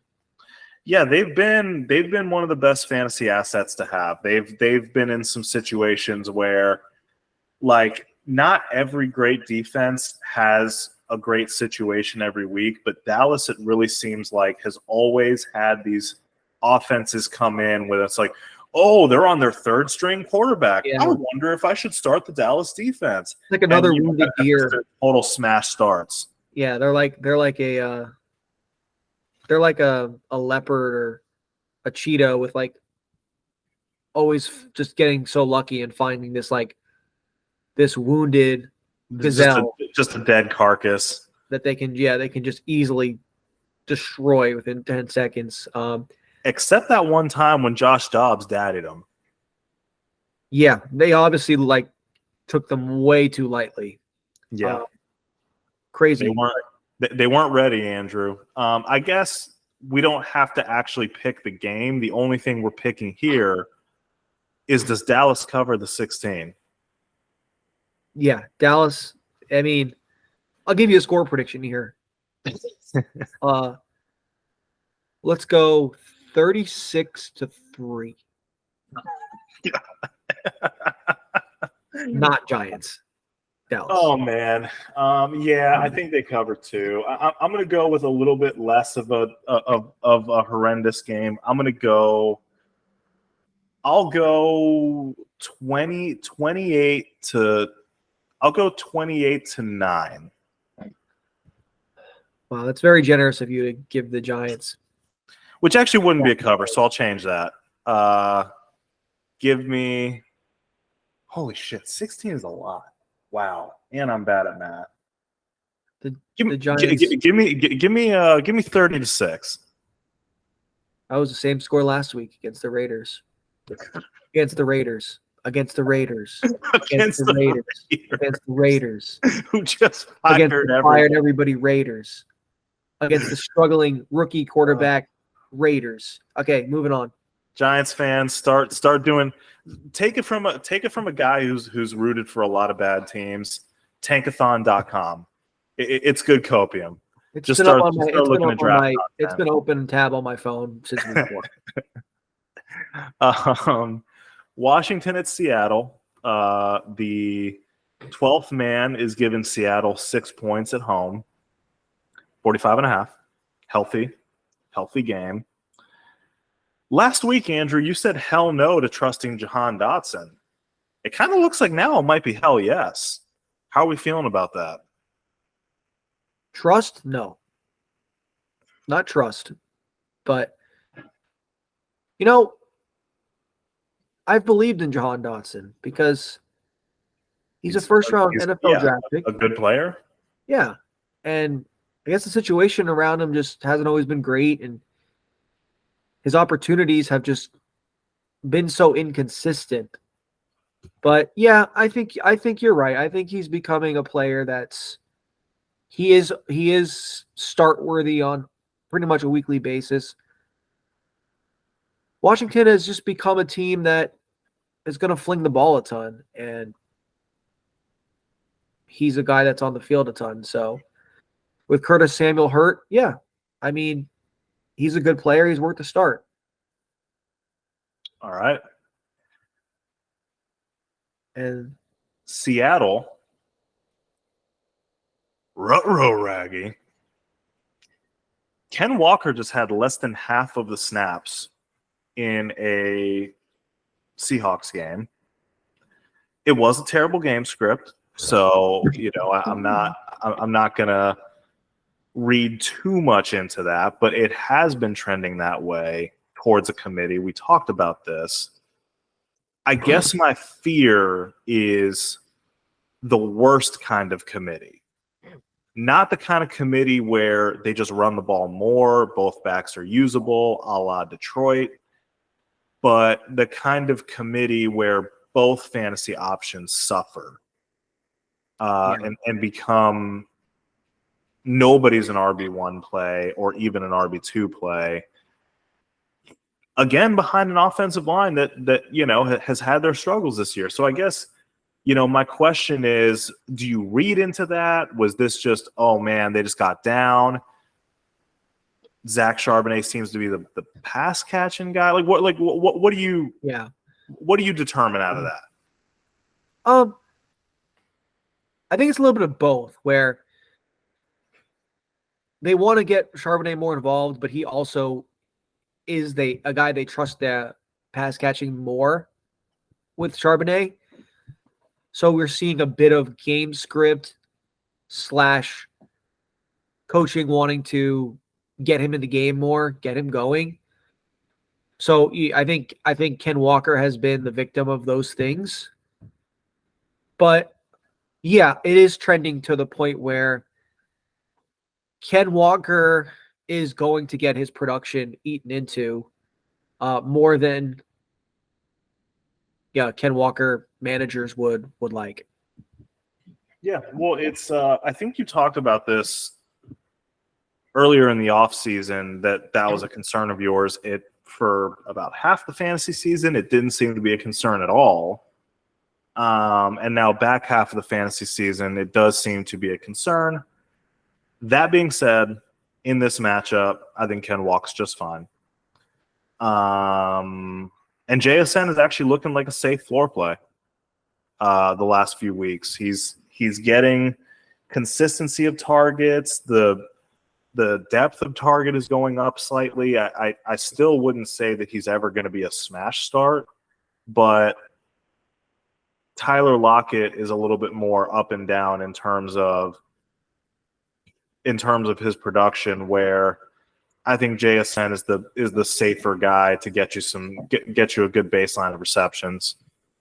Yeah, and the thing about Tyler Lockett is his game is much more predicated on lower hit rate down the field passes, where the deep ball. Those can hit and they can hit big, but JSN is the floor play where he's getting those slot receiver type targets, and he can get 7 or 8 catches and get you a nice floor. So yeah, and then I think DK just hasn't been all that great this year either. No, and his touchdown regression hit him hard. It hit him hard. I did not expect that. I expected it to be the other way because throughout his career, besides one year, he was always a double-digit touchdown guy. So, well, it's Geno. Geno's regressed back to his mean. Geno definitely is. Again, they got completely outclassed last week. So like everything we say about them now is going to be, with that being the last memory you have. But even throughout this season, even the games they've won and they've been a decent team, Geno's been not great. Yeah, Geno's who we thought he was. We let him off. Yeah, or who he showed us he was through the first 8 years of his career. Yeah. I do have Seattle at home for what it's worth. Yeah. Because I just don't think Washington's a very good football team. But in typical Washington fashion, I think they're gonna keep up scoring. Yeah, this feels like it's gonna be one of those back and forth kind of games. Should be fun for fantasy. I'll say that. Yeah. Yeah. Who you got? Seattle. Good man. Seattle. Jets at Raiders. It's a pick 'em, as many of the Jets games will be, because just knowing that the defense is going to ensure a low over-under and probably will hit the under because their offense can't do anything. So it's the same sad offense every week. There is nothing at all for me to talk about with the Jets. There's nothing to change. But I do have one question for you in this matchup on the Vegas side. Do you, and I'm asking you directly, Andrew, but this is kind of a royal you for the offense as well, or royal you for the listeners as well. Devontae has not been a wide receiver 1 since week 3. Do you have the balls to bench him? Not me. I'm not going to bench Devontae. We see this kind of thing happen, and usually a receiver of this caliber finds a way to break through with a nice game. Doesn't have to be a 30-burger, but 15, 16 points. People are scared of the Jets matchup, which understandable. But I think they can find ways to get Devontae the ball, which you may say, well, they've been trying that. It hasn't worked. But honestly, we're 2 weeks removed from a 30-burger that wasn't because Jimmy G just can't find the guy when he's wide open. Can't deliver the ball the right way. So Jimmy G can't deliver. Aiden O'Connell can't deliver. I don't think Vegas can deliver. And Thanos, I'm about to quote a fictional Marvel character here. He said, the hardest choices are given to those with the strongest wills. I'm benching Devontae. And we've been on kind of opposite sides of these types of conversations before. I know that great players can have great games. I know that a great player will eventually have great games. But I am not going to give up my fantasy season waiting for that to happen. Yeah. I have to use my eyes. The offense is awful. The quarterback play is terrible. The vibes are down. Devontae is still the same guy, but it's not working. And I can go broke waiting for the 35-point game that is going to win me a week, but maybe I've lost 4 weeks on the way to that. When I could have plugged in, insert Adam Thielen or any other type of actually producing receiver into your lineup. Now, I get it. If your team's in a bad way and you don't really have a choice, like, it is what it is. Devontae Adams is always a can start. He will never not be a can start until the day he retires. But he's not a must start for me anymore because of the stats. He's had single-digit production for 4 straight weeks. Yeah, it's been That's pretty tough. That's tough. pretty And then you add in the matchup, which the Jets defense is legitimately great in their secondary. They're good. They're really I'm out. good. I'm benching them. And if this becomes a clip that looks very stupid after a 50-point bomb, that's a risk that I'm more willing to take than continuing to ride the name of a player all the way to out of the playoffs. I understand that mentality. So let's see. Over under 10 points. Half point PPR. Ooh, that's a tough line for Devontae. What are you doing? Over under.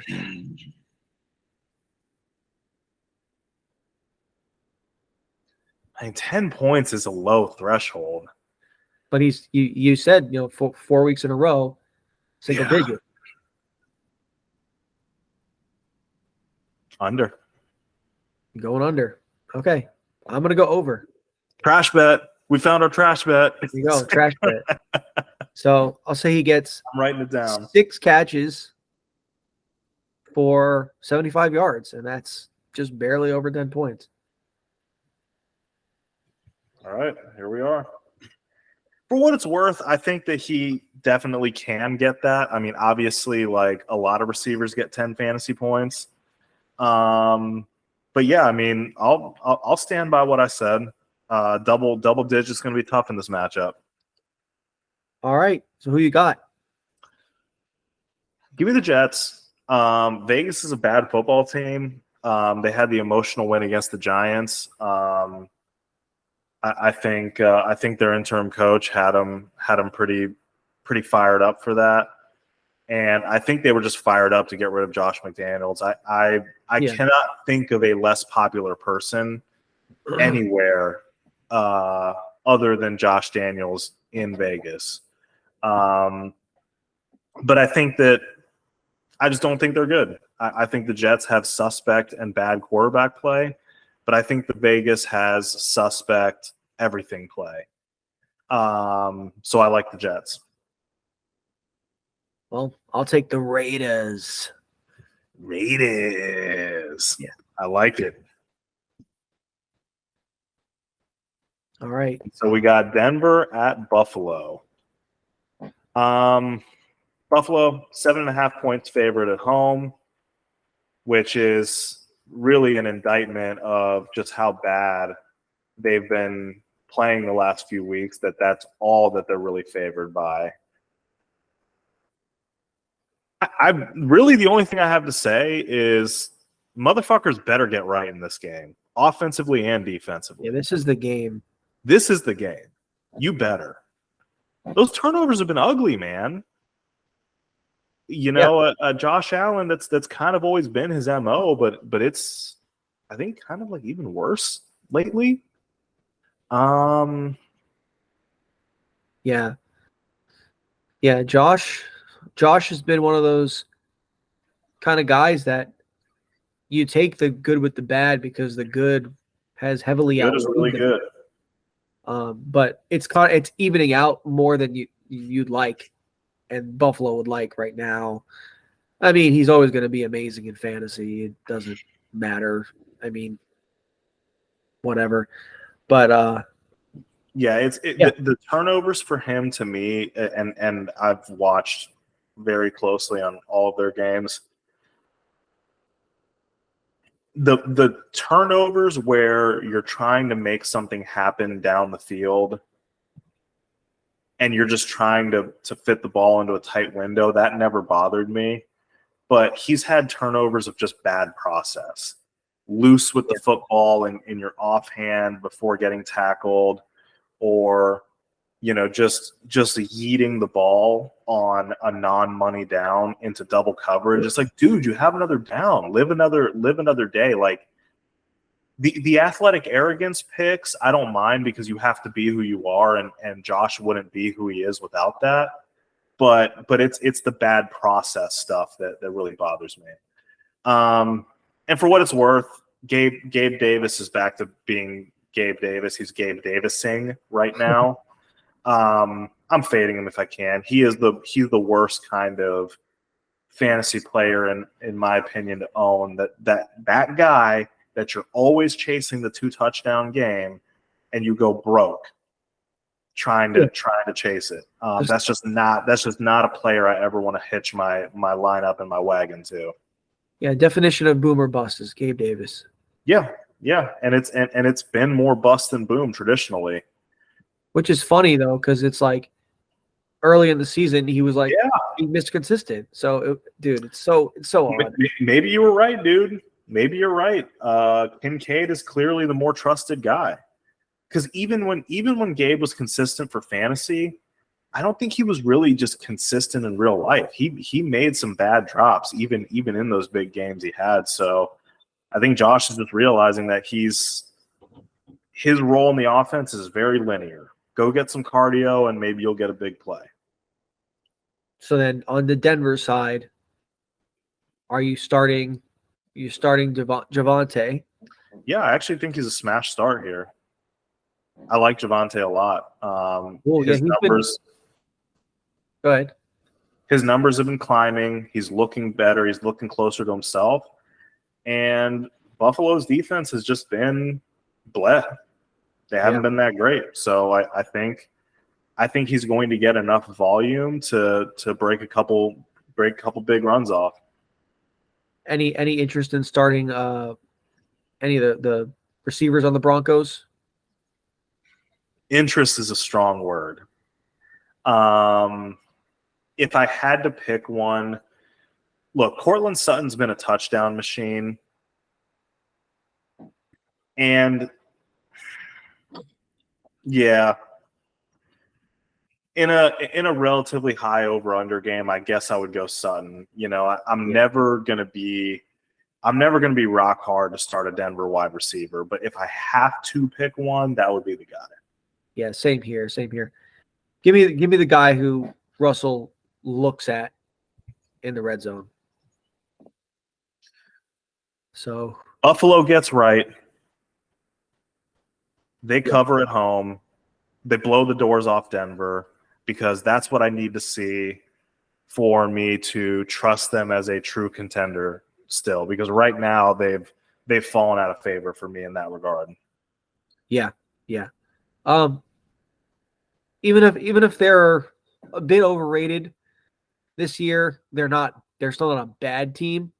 They've just looked bad lately. Denver's not good. I don't care that they beat the Chiefs with a very sick Mahomes.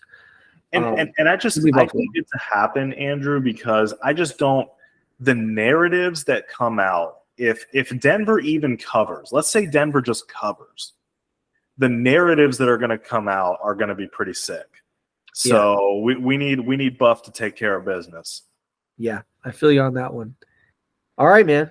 All right. Got some guarantees for us?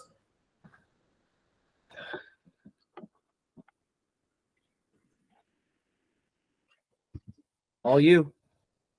Oh, okay. Sorry, I lost your visual. Yeah, I'm not. I will say, I might have a little bit of a guarantee Super Bowl hangover here. I'm not feeling as confident in my guarantees as I was last week, but I'm still going to go at them. I am going to guarantee Bijan Robinson. Boy. I think. I sure hope you're right. I think is there such a thing as squeaky wheel for running backs? If there is, I think that's the conversation that's going to be had. He's too good of a player against maybe the best matchup for running backs in football, arguably with Houston. So I don't think he's going to wait for Arthur Smith to give him a goal line run. I think he's just going to say, "Fuck that! If we're less than 10 in, I'm just going to go." And take one to the hizzy fizzy. That's my guarantee. Yeah, I mean, Bijan's long overdue for just a big game, you know. So I'm gonna take one. Dallas running back hasn't scored in a while, and I think he gets in the end zone this week. Rico Dowdle. I see what you did there. Because I was going to shout down the guarantee, but I like that. I like what you did there. Because, hey, do you think Tony Pollard? I think Tony Pollard and Bijan are having just about as disappointing of a season as each other, which is insane. And it's not even that Tony has been awful, but just not what you wanted, not what you drafted him for. No, but the Giants are just such a freaking gaping hole of shit right now that. Are you going to get spicy and guarantee both of them? It wouldn't be a bad bet, but because I'm bold here, I go bold here. Yeah, Rico Dowdle is going to get one like in the fourth quarter when they're already up by like 4 touchdowns, and they're like, "Hey, fuck it, let's get Rico Dowdle a touchdown." Yeah, I mean, it's not bad process, unfortunately. My wide receiver guaranteed. Now, if I would have done this before week 4, y'all would have shouted me down and said, how dare you, because he's a walking guaranteed, but he hasn't been for a while. Since week 4, as a matter of fact. DK Metcalf is getting back in the end zone this week. He's going to do it. It's going to happen. I like this it. I Washington like it. secondary begs of you to do it. I am going to go with a receiver who we all have high hopes for, was put in a very rough situation within 4 snaps. Garrett Wilson. He's going to have to make some shit happen on his own because Zach's doesn't seem capable of delivering a good ball to him unless it's like a slant or some like curl route or something like that. But he's gonna be special on one play and score. Vegas is the team to do that on. I think I'm in complete agreement with you. Like, he actually threatened to break one off on last night, actually. Yeah. But I would say that Jersey's defense is going to put the offense in winnable situations, and yeah, I actually like that. I like that take. For my guaranteed for tight end, I'm picking on your Giants again. Fergie's getting in. He's getting in on the touchdown party. Yeah, I mean, expect a super party going on for Dallas. I'm going to take the man behind the mask, Michael Mayer. Dude, I almost went with that. That's funny. I just feel it. I feel it this week. It does feel like he's due. I used my guarantee on him like a couple weeks ago, but it feels like it should be time. Yeah, I think the Jets are a solid matchup for that to happen for him. Yeah, I feel good about Michael Mayer getting in the end zone this week. So, all right, bro, are you ready? Yes, I'm ready. For the home team hustle. Week 9 in the books. The first matchup. There were no Jags for Bobby's team. Just a bunch of guys playing like kittens. He got nothing from Goose Davis or Sad Sack Moss. and this one was over early, 134-79. Hey, Jeremy, do you CD? CD's nuts in your mouth? Ha ha ha. Chris absolutely shocks the senpai behind the Dak stacks and the Colts dirty D. 138-111. Josh Jacobs, Jingleheimer Smith, his name is my name too. All of Tyler's players absolutely teed off on Andrew's pathetic sad sack squad. His team looks beyond repair. 117-69. Nice. Upset alert. Kyle's number one squad goes down. It was a tough bye week with no C-Mac, and he just could not overcome the Monday Night Madness of the Chargers D absolutely blowing up all over his face. 119-99. Don't look now, but Juan's team isn't dead yet. In the trashiest, nastiest matchup of the week, LJV Kaysen was a steamy turd. If you lived by the Ram, then you die by the Ram, and LJ got rammed this week. His final score makes you want to puka. Kaysen did just enough to squeak by. I hope you're thirsty, LJ, because it's time for back-to-back chuggaroos. Ooh. The disgraceful, disgusting back-to-back chugs. That was me last year. And I am the lowest scoring team in the league with 0 chugs. Let's go. Hashtag winning. You know, you kind of took that mantle from LJ last year, where he was like the lowest scoring team, but somehow never chugged.